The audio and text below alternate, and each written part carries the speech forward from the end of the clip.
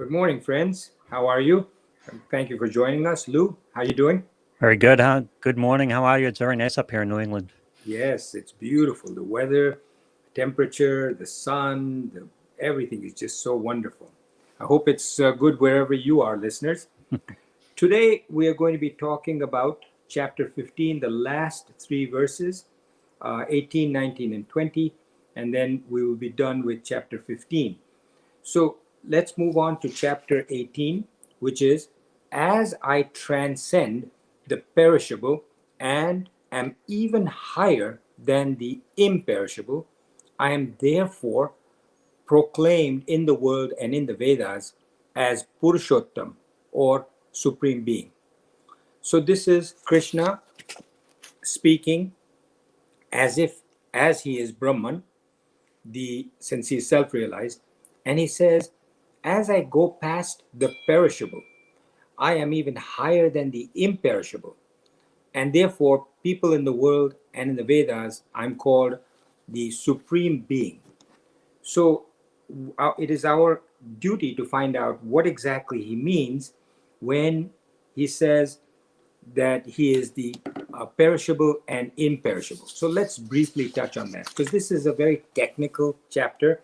Some have considered this, Shankaracharya considers chapter 15 a very important chapter in the Gita. So, and we've gone over this again and again, so he does it again here.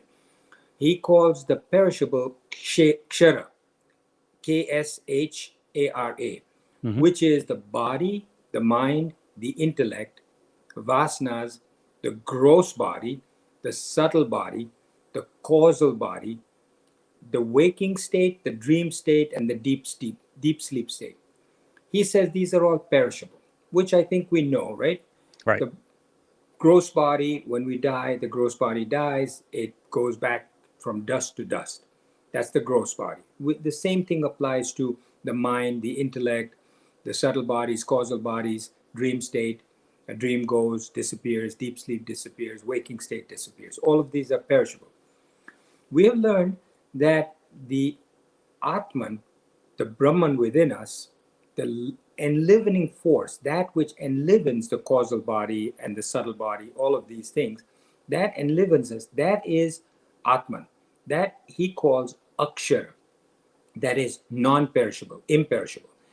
And he says this is pure consciousness. Consciousness is what enlivens all of these gross body, subtle body, causal body. That's what causes you to have a dream, to have a waking state, etc. And it enlivens these equipments and also the three worlds, the waking state, the dream state, and the deep sleep state. Consciousness, when it is not with us, Brahman, let's say out there in space, all over, everywhere, Brahman is pure consciousness. Recognize this, okay? Just try and understand that this pure consciousness, like pure electricity. Pure electricity, when it comes into a lamp or a bulb, it lights up. That is conditioned electricity. Similarly, pure consciousness, when it combines with the material parts of our gross body or our mind or our intellect, those material bodies, that consciousness is conditioned by these bodies. The combination of the material body and consciousness is known as conditioned consciousness, because that pure consciousness is now conditioned by this. That conditioned consciousness is us, the living beings. Uttama means supreme. Also, it means being above everything. Uttam means above everything, even not just in Sanskrit, but also in other Indian languages. It is untouched by anything. So consciousness is awareness, right? We're aware of things. Consciousness awareness. You, I, we are conscious. We're aware of, let's say, a pleasant thought or an unpleasant thought or a pleasant taste or an unpleasant taste. You are aware of touching something hot or cold. That consciousness does not get imprinted by any of these things. Your body, if it touches something, is imprinted with the whatever it is that you touch, but your conscious is not. So, as he says, this is the Uttam Purusha, the Supreme Being, has two meanings. One is Uttam Being is above everything, even what you and I were talking about in the past 15 chapters, where we're talking about the gross body and the Atman. Now he's saying that he's above even that because he's pure consciousness. Pure consciousness is not touched, he says, by anything that it interacts with, whether it be a material body, a subtle body, whether it be a thought, whether it be a taste. None of these things leave an imprint on the consciousness. The memory is there, yes, but consciousness as pure consciousness is not conditioned by it. So verse 19 in chapter 15 says, the undiluted who know me thus as Purushottam, Supreme Being, he, all knowing, worships me with his whole being. So those who are wise, those who have reached the point of self-realization, recognize that Purushottam, the Supreme Being, the pure consciousness, is above everything, and such a self-realized person worships this Brahman with his whole being. Now, each one of these words means something significant. It will take us many hours to go through every single word, but in broad strokes, this basically again says that each human being is conditioned consciousness, which means consciousness which is joined with the material equipment, mind, body, and intellect, or body, mind, intellect. By joining with the senses and the body, the consciousness becomes a perceiver, right? If you just take the sense of taste, consciousness just with taste alone, it becomes a taster. With nose becomes a smeller. With ears becomes a hearer. So consciousness with those materials becomes a perceiver because all the senses perceive. By joining with the mind, pure consciousness becomes conditioned consciousness. The mind is a feeler, feelers of emotion. When joining with the intellect, the consciousness becomes a thinker with thoughts and decision making powers.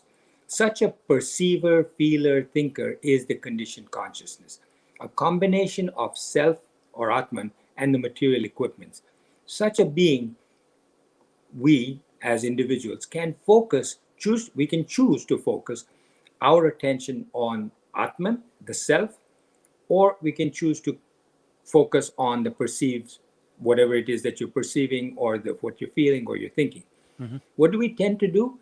We tend to focus on all of these material things, what we smell, what we taste, what we hear, what we like, what we don't like, what we have as emotions, or what our thoughts are. We don't tend to focus so much on the self or the Atman.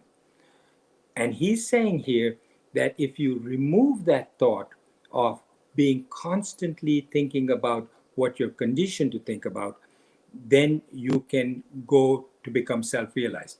So an analogy that I heard, and I don't remember where, which is a good one, is that of brass or silver. You know, when brass gets oxidized or silver gets oxidized, you know how it turns dark or black? Yeah. And you take Brasso or some kind of brass cleaner, and you're cleaning it until it becomes shiny like gold, really sparkles. In India, we have a lot of brass things, and all of us as kids were made to sit down and polish these brass once in a while. And it was so much pleasure to clean it until it shone like anything. So what did we do here? If somebody says, bring out the shine in the brass, you can't bring out anything because the shine is already there in the brass. All you can do is to remove the dirt on top of the brass. All you can do is to remove the oxidation from the top of the silver. So here, people, if you think, well, what can I do to bring out the Atman inside me or the self inside me? You can't. All you have to do is to remove the dirt on top. And these desires, this thought of the perceiver, feeler, thinker, if you can just eliminate that and not think about that, you're getting closer to just showing your Atman within you. And there are stories which I've read about, which is incredible when somebody sits there and talks about how he became self-realized at the point where, he was just meditating, and suddenly the last vestige of his connection to the world disappeared, and he saw, heard, became the supreme being. That is incredible. Yeah. Obviously, it's not for many of us in this lifetime, maybe some of us if we're lucky, but it's just such a wonderful analogy of this brass or silver and our Atman coming out that way. So the last verse, verse 20 in chapter 15 says, "Thus, this most secret science has been declared by me, Brahman. Knowing this secret, one becomes wise and fulfilled of duties." So the key word here is that this, what we just talked about, is, he says, most secret. Why? Why is it most secret? If we just read these things and we go on, but if you really analyze it, he's not only saying it's secret, he's saying it's most secret. Mm-hmm. What does that mean? And each verse, as you look into it deeply, gives you great information, not just about the Gita and what it talks about, but other things.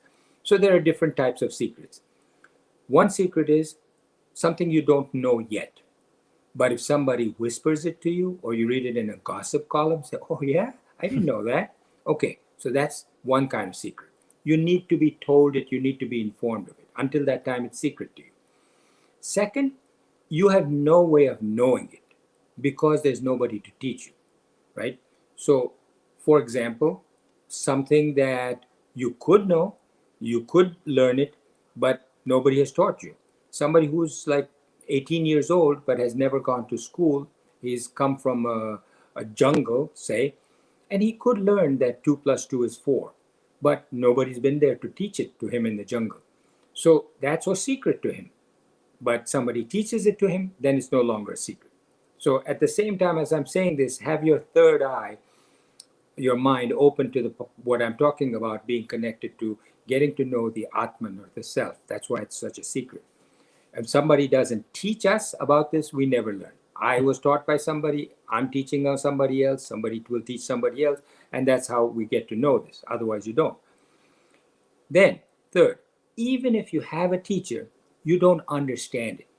Right. It's like a scientist, like, Einstein, explaining something to and giving you all his theorems. Say, here's a book with all my theorems written down. Now I'm your teacher. I'm giving you this book. Go ahead, learn it.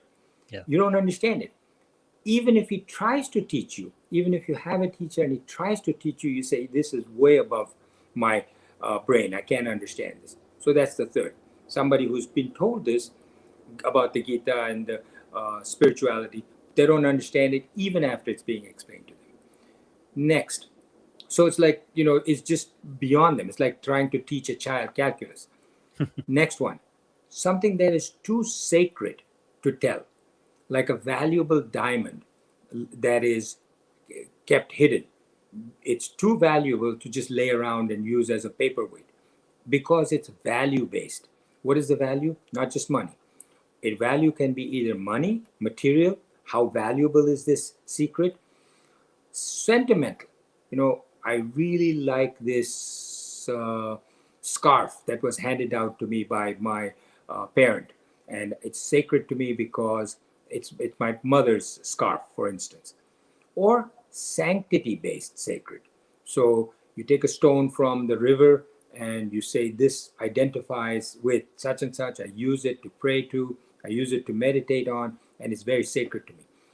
So here he's saying Purushottam is the most sacred. Why? Because this knowledge releases oneself from all insecurity. Once you know this knowledge, you have no fears, no insecurities, no sorrows, no limitations. It is the source of all happiness. It is the source of laughter, of security. Therefore, there's nothing more valuable. Therefore, it is extremely valuable. Therefore, it is secret, kept carefully. That's one way of looking at it. Purushottam purifies us by removing the ignorance. It is secret because even if it is taught, it remains secret because you're not ready to receive it. You just don't. There are many people I would take with me to class, with Gautam Jain. He says, you've got to listen to him and you've got to learn this. And they would fall asleep. They say, it's too boring for me. The greatest secret is one which you cannot figure out by any means because it is so well hidden, right? And where would you hide it? The best hiding place in the world is the seeker himself. The seeker himself, if he says, I don't know where it is, and there's a beautiful book written for children about God. And God says, it says something like, I've got to read it again, but it says God wanted to play hide and seek, and there was nobody to play hide and seek with. So he says, I'm going to play hide and seek with myself. And he started to hide himself inside living beings. And he hid himself so well that he himself couldn't find himself. Something like that. Yeah. Have you heard that book? I'm not sure. Yeah, I'm not sure how specifically it came out, but yes, I've heard the concept. Yeah. Right. So the best hiding place in the world is the seeker himself. The seeker who goes on seeking is the one who is sought. And he just keeps seeking, and he seeks, and he seeks, and he can't find. He keeps seeking the one that is sought. He cannot give up the search unless he discovers the sought, that which he seeks. He cannot give it up unless he finds it. And as long as he is searching, he cannot discover it. That's a catch-22, right? Yes. He cannot give up the search unless he discovers the sought. And as long as he is searching for the sought, he cannot discover it. We need an outside entity to tell us, stop searching. You are it. So Shankaracharya says this chapter 15 is very important. Why? Because the entire meaning of the Gita is given in this one chapter. Vedas, the knowledge, is briefly given. It discusses how the subtle body moves from one body to another, from one gross body to another, how the deluded do not see, but those with the eye of wisdom see, how to fell the tree of samskara. We went through all of this. And because of that, Shankaracharya says this is a very valuable chapter. So I know it's a little heavier than some of the other chapters, and you'll see when we get to chapter 16, we're back to some things that are more useful and practical. And you'll see that when we get to chapter 16. Let me roll around an aspect of this with you for a second. Please. First of all, as you were talking about the seeker has to find, and the best place to hide it is on the seeker himself. And I kept thinking of people looking for their glasses when they're on top of their head. But Right. but this introduced another level for me because, as I often refer to it, the observer position, the ability to get back from your senses and your mind and understand that that's not you. That's what's being, those are influences that are being put on you, and you need to be aware of them and deal with that. But this introduced a whole new level to that because your consciousness, pure consciousness and conditioned consciousness, I love that concept because conditioned consciousness is who we are mostly because we can only deal with the world through our senses. That's all we know. That's the only way we have to interact with everything. And so looking for a way to step back from that too and find that pure consciousness. I mean, I don't even know what that would be like. That's amazing. And you talked about that moment of self-realization when you do step through that door and you're just into your pure consciousness. And that's the whole point, right? We have no way to understand what that's like till we get there because we only see things through our senses. Anything that's beyond our senses is hard for us to conceptualize. True. So you said one thing you said was mostly we do work through this conditioned consciousness. Not mostly, it's always. Yeah. Because from the moment you're born to the moment you die, unless you're self-realized, you are always doing this. You're always just thinking about ways through conditioned consciousness. It's never without that conditioning. Even in our dream state, we do this because we create things that we see, that we hear, that we smell, that we touch. It's all through our senses. We process everything through our senses, and we have to find that level beyond that, not using our senses to process our consciousness. Well, the dreams are only a reflection of whatever happens during your waking state. So you can only dream what you've experienced during your waking state. And so the dreams are just a reflection of that. But you're right. Those people who then go away, I mean, I was just saying to my wife the other day, what must it be like? People who go up to the Himalayas to get away from all the stimulation. Why do they go to the Himalayas? They go up because it's so desolate there. There's not a soul, may not even be wild animals. It's so cold and icy. Maybe there's some winter bears or animals up there, but for the most part, even that is missing. So they go up there. There's not a sound other than the sound of nature, the sound of the wind, the sound of the howling of the wind or whatever. And But modern society has sensory deprivation. There's been some experiments in that and things like that. That must be an interesting thing too, a process to go through where your just senses are just turned down and you turn into your consciousness. well, there is a video that you can watch on YouTube about a young 18-year-old girl in England that had a calling. She said, I feel like I've got to go to India or to the Himalayas and become a monk. So at the age of 18, she just picked up, got herself a passport, got on a plane. I don't know if she even told her parents. And she just took a plane to Delhi, from Delhi to Nepal, and from Nepal she went to a Tibetan monastery, and she begged them to take her as a monk. And they were shocked because first of all, she was not Tibetan or Indian, and she was white, and she was a woman. Mm-hmm. And they said, we don't take women. And she describes all of this in her YouTube. And then ultimately she becomes the first Tibetan monk who's a woman. And she says for 12 years, she was required, as they were required, to sit in a cave in the Himalayas. 12 years to meditate.